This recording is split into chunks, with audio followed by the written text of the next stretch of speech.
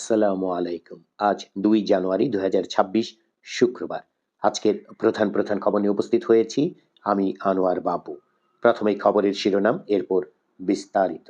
এবার ভোটের মাঠে আত্মবিশ্বাসী বিএনপি। আওয়ামী লীগ থেকে জামায়াতে আসেন, দায়িত্ব আমাদের, বললেন জামায়াতের নেতা লতিফুর রহমান।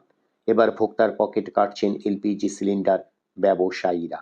একীভূত ব্যাংকে লেনদেন চালু, শাখায় গ্রাহকের ভিড়। প্রাথমিকে নতুন বই, মাধ্যমিকে অপেক্ষা। কেন্দ্র বাড়ছে না, ভোট কক্ষ ও গোপন কক্ষ বাড়ছে। নির্বাচন ও গণভোটের খবর। রাজধানীর বসুন্ধরা আবাসিক এলাকায় গত বুধবার রাতে নাইম কিবরিয়া নামের ৩৫ বছর বয়সী পাবনার এক শিক্ষানবিশ আইনজীবীকে পিটিয়ে হত্যার অভিযোগ উঠেছে। নাইম প্রাইভেট কার চালিয়ে যাওয়ার সময় একটি মোটরসাইকেলের সঙ্গে গাড়িটির ধাক্কা লাগে। এরপর মোটরসাইকেল আরোহী সহ কয়েকজন অজ্ঞাত পরিচয় যুবক নাইমকে গাড়ি থেকে নামিয়ে বেদম মারধর করেন। হাসপাতালে নেওয়ার পর তাকে মৃত ঘোষণা করা হয়। বসুন্ধরা আবাসিক এলাকার কে ব্লকে বুধবার রাত 10টার দিকে আইনজীবীকে পেটানোর এ ঘটনা ঘটে।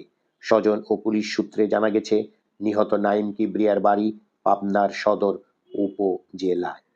জামায়াতে ইসলামীর জোট সঙ্গী হওয়ার সিদ্ধান্ত চূড়ান্ত হওয়ার পর থেকেই ভাঙন শুরু হয়েছে জাতীয় নাগরিক পার্টি এনসিপিতে। একের পর এক নেতারা পদত্যাগ করছেন। গতকাল বৃহস্পতিবার নতুন বছরের প্রথম দিনে পদত্যাগ করেছেন দলটির শীর্ষ পর্যায়ের 4 নেতা। এ নিয়ে গত এক সপ্তাহে 11 নেতা পদত্যাগ করলেন। তারেক রহমানের সঙ্গে ভবিষ্যৎ ঐক্যের আলোচনা হয়েছে, জানালেন জামায়াতের আমির ডাক্তার শফিকুর রহমান। এই খবরের ভেতরে দেখা যাচ্ছে, নির্বাচন পরবর্তী সরকার গঠন ও ভবিষ্যৎ রাজনৈতিক সমন্বয় নিয়ে বিএনপির ভারপ্রাপ্ত চেয়ারম্যান তারেক রহমানের সঙ্গে আলোচনা করেছেন জামায়াতে ইসলামীর আমির ডাক্তার শফিকুর রহমান। গতকাল বৃহস্পতিবার রাজধানীর গুলশানে বিএনপির চেয়ারপারসনের কার্যালয়ে সদ্য মা হারা তারেক রহমানকে সমবেদনা জানাতে যান জামায়াতের আমির। সেখান থেকে বের হয়ে সাংবাদিকদের এসব কথা বলেন তিনি। জামায়াতের আমির ডাক্তার শফিকুর রহমান জানান, তিনি তারেক রহমান সহ বিএনপির নেতাদের সঙ্গে আলোচনা করেছেন। তিনি বলেন, আলোচনায় আমরা বলেছি, দেশের স্বার্থে অতীতে আমরা একসঙ্গে কাজ করেছি, ভবিষ্যতেও ইনশাল্লাহ একসাথে কাজ করব। তারেক রহমান সহ উপস্থিত বিএনপির অন্য নেতারা একই আকাঙ্ক্ষা ব্যক্ত করেছেন, আমরাও করেছি। বিনোদনের খবর। মডেলিং ও অভিনয়ে আসার আগে তাসনিয়া ফারিন ছিলেন ইউটিউবার।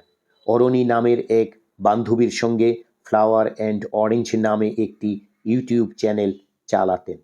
সেখানে মূলত বিভিন্ন ইংরেজি গান কাভার করতেন তারা। এসব গানের সূত্র ধরেই ফারিনের সঙ্গে পরিচয় হয় রেজওয়ানের। কয়েক বছর প্রেমের পর 2023 সালে বিয়ে করেছেন রেজওয়ান ও ফারিন।